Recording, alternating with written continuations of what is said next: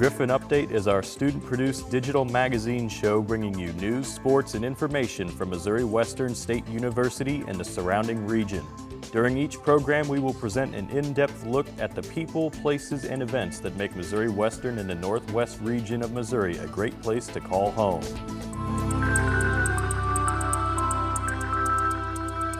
Hello, and welcome to Griffon Update. I'm Mackenzie Bose. And I'm Morgan Doyle. On today's show, we'll be welcoming students back to the spring semester. We'll also feature a Missouri Western employee who successfully juggles work and school. And last but not least, Bailey Ketchum will join us with her sports report. Speaking of juggling, Morgan, did you go see the Great Dubois? No, I'm not a very good juggler, and practice in school is already a juggling act. Who knows, you might have learned something. They were pretty awesome. Check out what happened. Wednesday night, WAC brought in a circus act to the students and community members of St. Joseph. Western Activities Council is in charge of extracurricular activities and brings different events to campus. Some of our staple events would be The Voice of Western, we do comedians, we do talent shows, we do circus performers, and basically anything that would interest students. After playing extras in the movie The Greatest Showman that just recently hit theaters, Michael Dubois and Victoria Grimmy came to Missouri Western to showcase their talents. Performing for 15 years, Michael Dubois has been touring around the states to show off his hard work. I always loved circus as a little kid. I went to Super Wayne Brothers when I was little. And then I guess throughout high school and up, I just always, anytime I saw some sort of weird trick, like magic or juggling, unicycling, I actually learned how to do it. So I was able to build sort of a skill base to put together a show. Recently, Michael got an addition to his show, Victoria Grimmy, a 5-generation circus act who has been performing since she was about 3 years old. It means so much that people can just sit back and relax and giggle for a few minutes and just not care about anything kind of negative that's going on in their world or in the world in general, and just sit back and giggle with us just for a few minutes. This created a nice turnout with the community of St. Joseph, and it was also a way to promote Western Activities Council here at Missouri Western. Reporting for Griffon Update, I'm Mackenzie Bose. It looked like a lot of fun. This was the first event of the semester. Watch Griffon Update every other week as we bring you more coverage of Western Activities Council events this spring. Morgan, you have one semester under your belt. You said you're busy juggling practice and work and school and everything. How's this semester going for you so far? Well, I mean, it sounds pretty busy and it is pretty busy, but so far so good. Reporter Bo Baker talked to a couple of our majors to get their take on coming back after the winter break. And did a ripple addition. Okay, so that move literally moved. Coming back for second semester is always difficult, especially after spending a whole month with your family. I talked to a couple of individuals about how they transitioned back into school.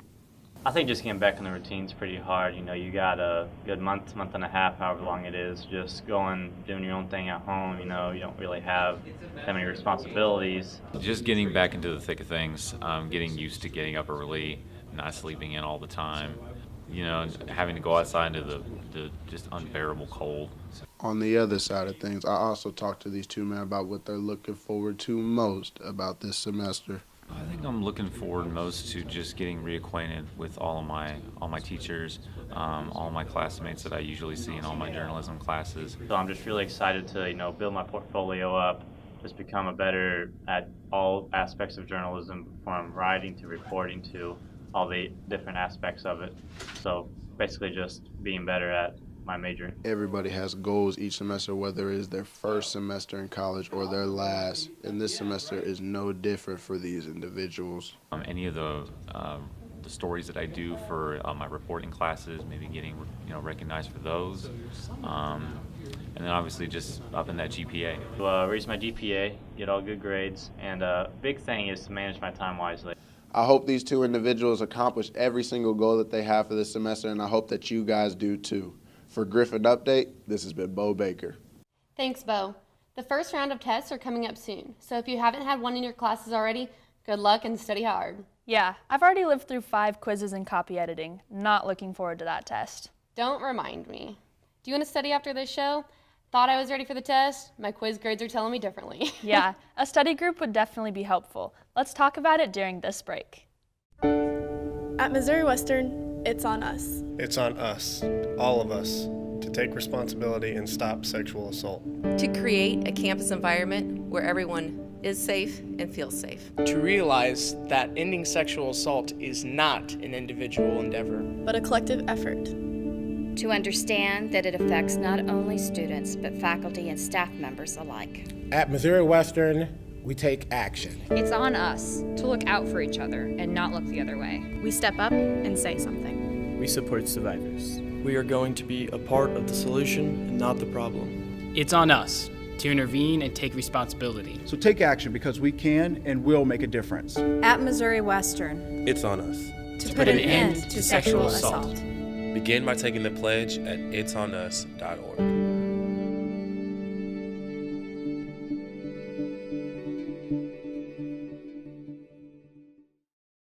You got a what? Oh, hi, we're back. Yeah, let's not talk about it.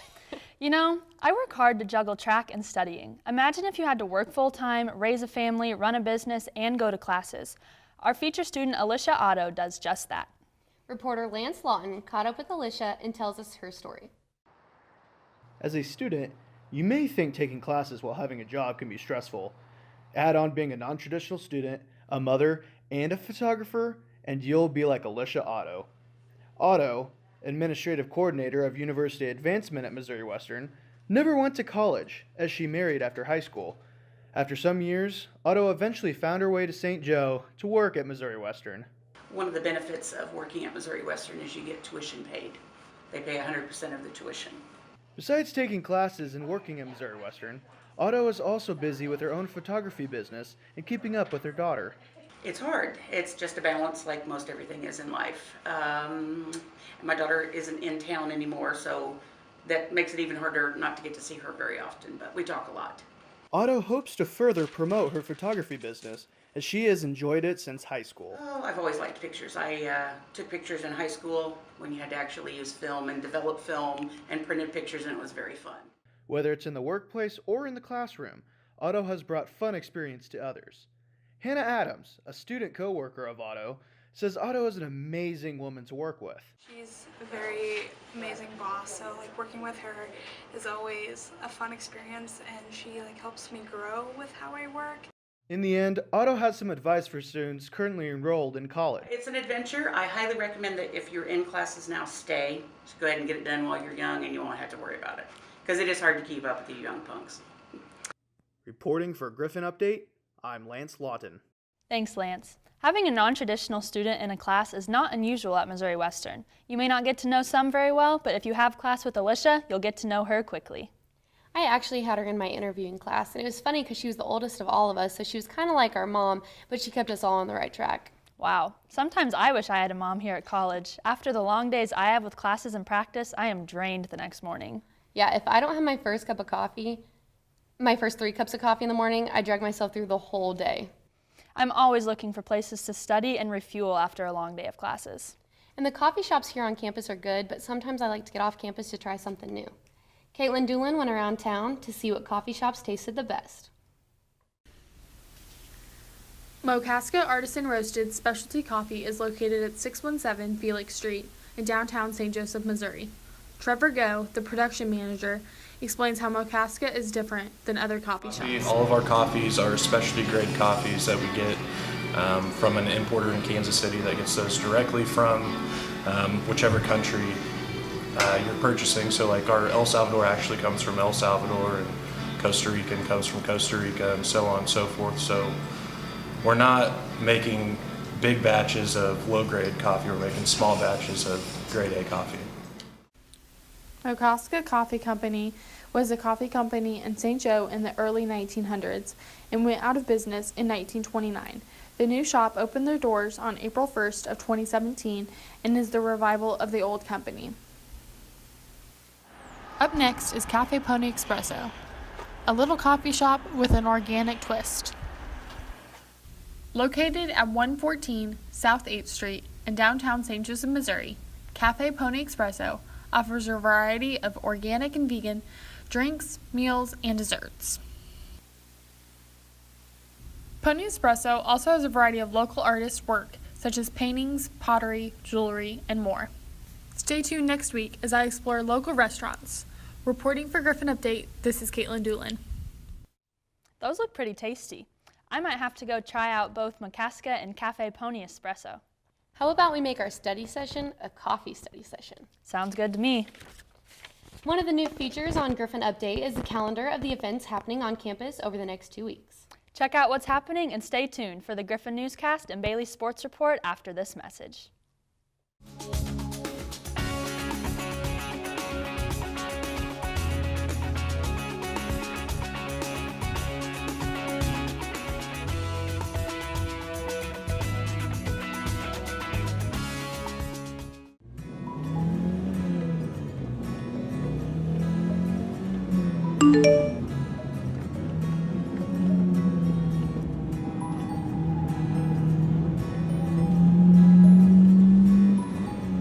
One out of every 4 car accidents are caused by texting and driving. Wait, what did you just say? You heard me. That's better. Keep your eyes on the road.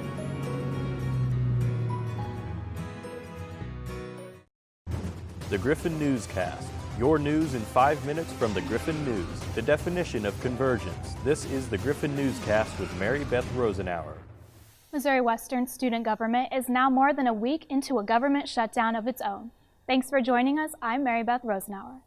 SGA voted last week to shut down due to unchecked administrative power. Griffon News' Caleb May has the latest.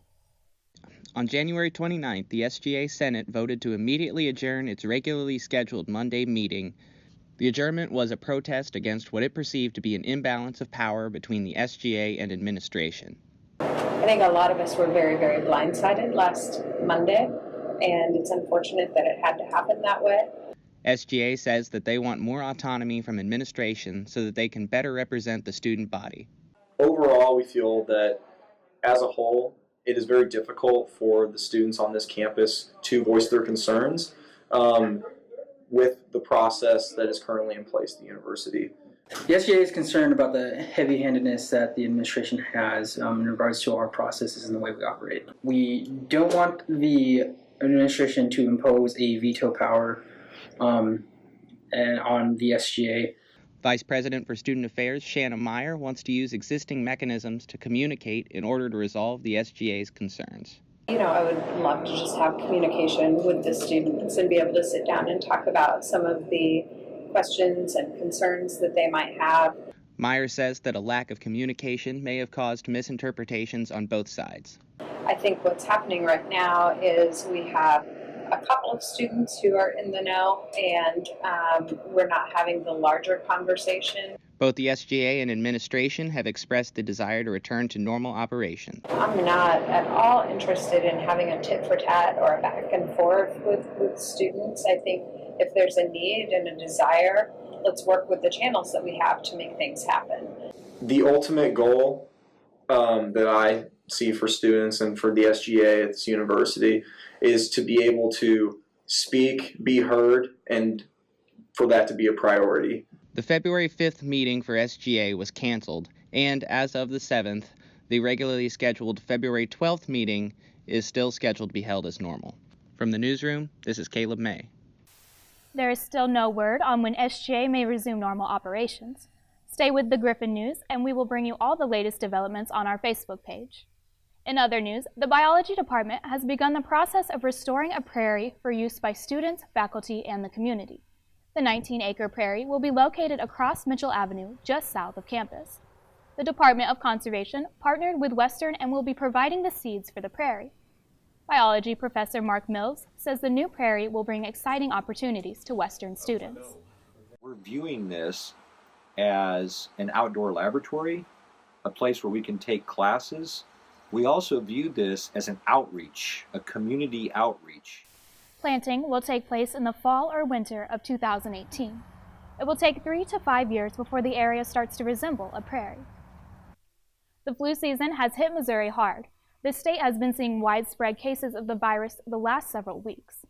The spread of the flu prompted Provost Jeannie Daffrin to email all Western students and faculty the first week of the semester.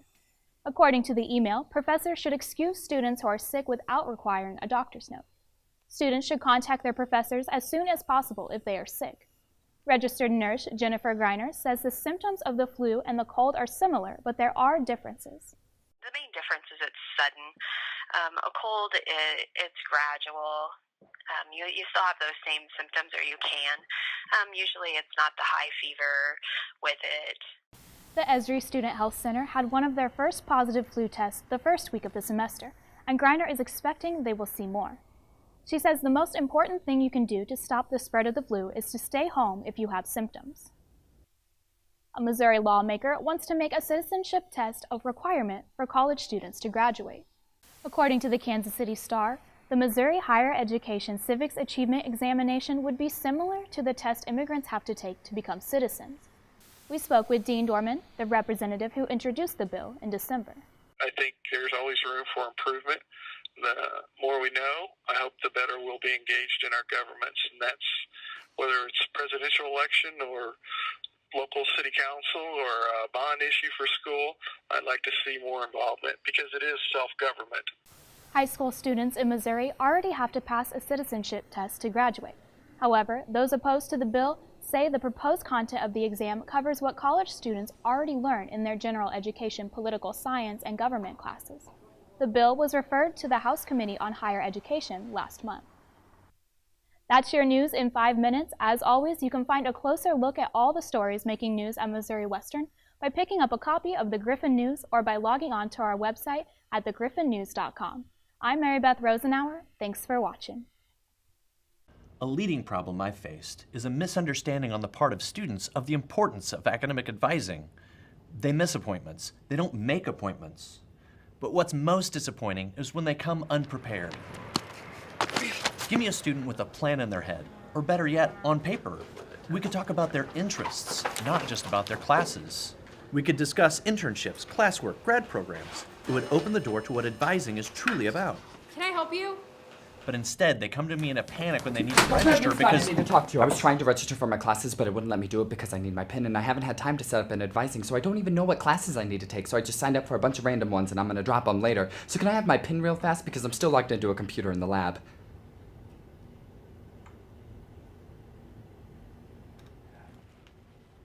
Am I interrupting? Take ownership of your education. Make the most of your advisement by being proactive, punctual, and prepared. You'll open the door to more personalized attention and avoid costly setbacks. It's never too soon to begin planning your next steps at Missouri Western.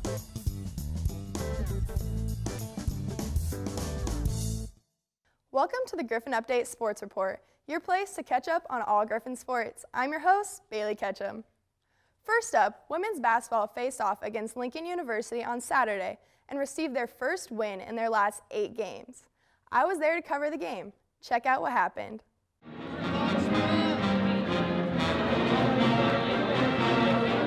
The Missouri Western women played Lincoln University last Saturday and snapped their 8-game losing streak. The game started out slow in the first half as the two teams stayed pretty close with 10 turnovers from the Griffons, ending the first half 27-23, Griffons with a small lead.